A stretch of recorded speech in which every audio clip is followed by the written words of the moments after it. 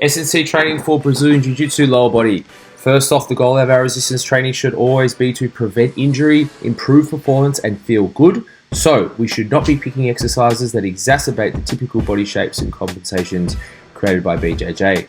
Our BJJ friends spend a lot of time here in lumbar flexion and passive hip external rotation, where the glute muscles are passive but the adductors are working very hard. Therefore, they always lack, or usually lack, hip internal rotation, struggle to hip hinge without flexing their low back, and have weak glutes, calves, and hamstrings. You want to try to create a program that addresses these deficiencies so the athlete doesn't continue to overload certain joints, bones, and tissues, resulting in injury.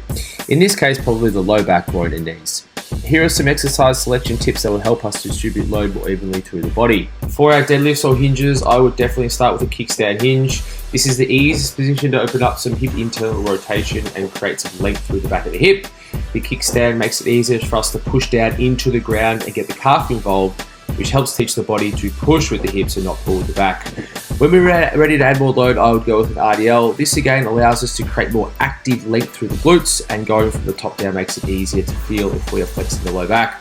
I probably would not go for a sumo, even though we might feel more glutes here, we're not actually opening much space in the hips.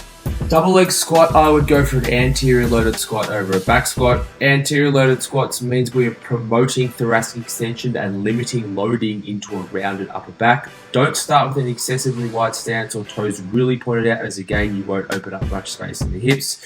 Try Landmine or a Zecher squat if you struggle to get your elbows high like Boris.